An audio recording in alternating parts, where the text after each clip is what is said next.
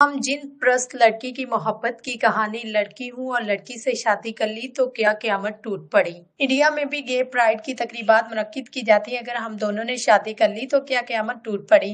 लोग हमसे नाराज क्यों हैं? गांव वाले गालियां देते हैं, इन्हें आखिर क्या मसला है। ये कहते हुए प्रिया मुझसे पूछती रही, क्या आप हमारी मदद करेंगी? मैंने रुक कर कहा, प्रिया आपकी शादी कानूनी नहीं है। फोन पर कुछ सेकंड खामोशी रही। फिर मुझसे बहुत सारे सवालात करने के बाद प्रिया ने कहा कि हमने प्यार किया है, जिंदगी ही बर्बाद हो गई। प्रिया को लता से प्यार है, जो कि इनके गांव से थोड़ी दूर रहती है। प्रिया को बलियारी या MNAREG प्रोग्राम के तहत जो काम मिलता है, वो इससे अपना खर्च चलाती है। प्रिया के वालिदैन अब इस दुनिया में नहीं है। वो अपने बहन भाइयों और भाभीियों के साथ रहती है।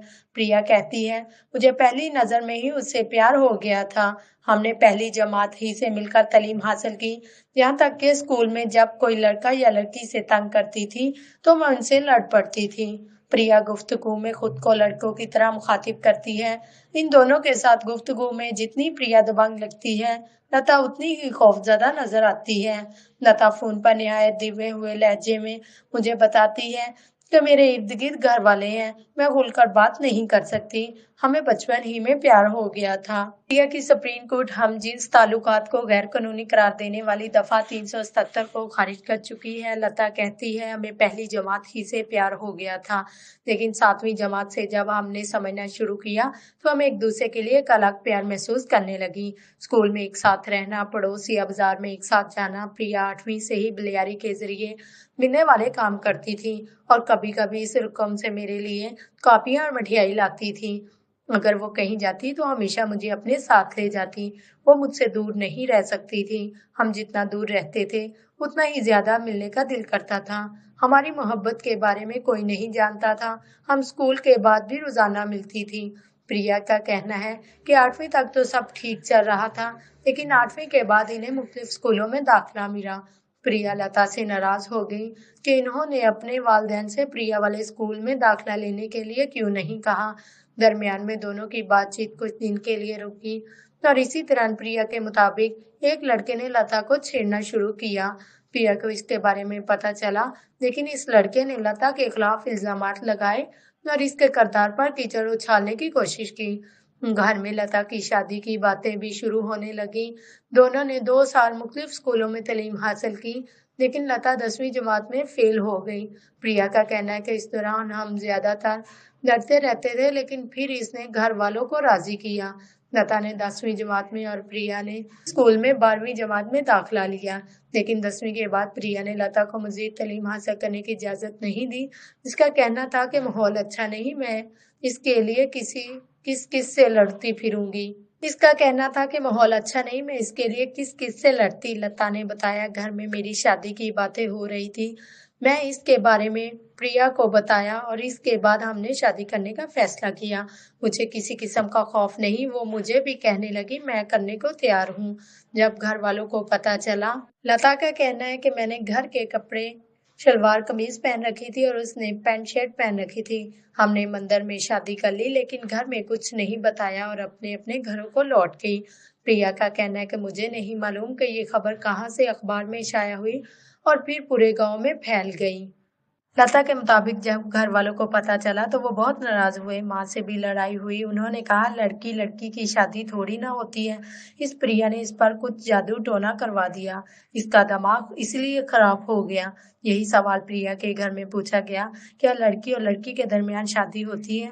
वो कहती है कि इसके 3 दिन बाद पुलिस घर पहुंच गई और मेरे 10 बहन भाई ऐसा सलूक कर रहे थे जैसे पता ही नहीं क्या क़यामत आ गई। फिर पुलिस ने भी मुझे वही समझाया। लता बताती है कि वो डर गई थी। इसके बाद प्रिया ने मालूमात हासिल की और एक वकील की मदद से अदालत का दरवाजा खटखटाया। इसलिए सारा खर्चा खुद प्रिया ने उठाया। मैं जो कहूंगी लता वही करेगी।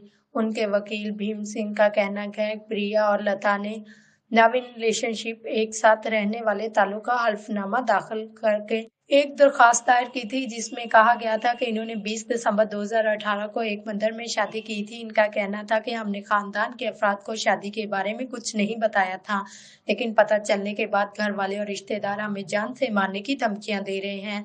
अदालत ने कहा दोनों दरखास्तें दोगान एक ही जिन्स की हैं और वो एक साथ रहना चाहती हैं। हाई कोर्ट ने जोड़े को सिक्योरिटी फराहम करने की हिदायत की ताकि इन्हें कोई नुकसान ना पहुंचा सके, लेकिन अदालत ने इनकी शादी पर कोई तस्बरा नहीं किया।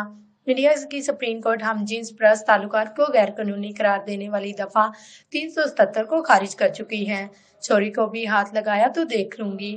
प्रिया हंसकर कहती है अगर मैं लता को कुएं में कूदने का कहूँ तो वो कूद जाएगी। इसे गुलाब जामुन और बर्फी पसंद है, मैं इसके अखराजात के लिए पैसे भी देती हूँ। मैं इसके पापा से कह चुकी हूँ चोरी को हाथ भी लगाया तो मैं देख लूंगी। इस सवाल के जवाब में वो आगे क्या किया करेगी।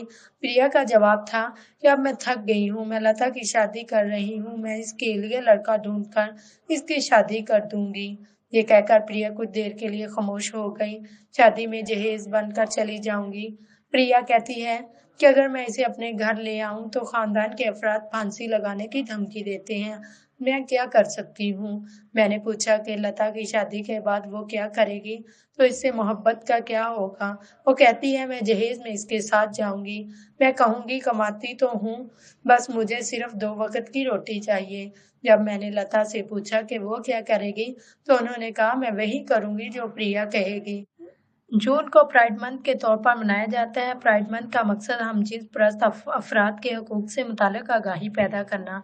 राजस्थान में रहने वाली ये 2 दलित लड़कियां इस प्राइड मंथ के बारे में कुछ नहीं जानती।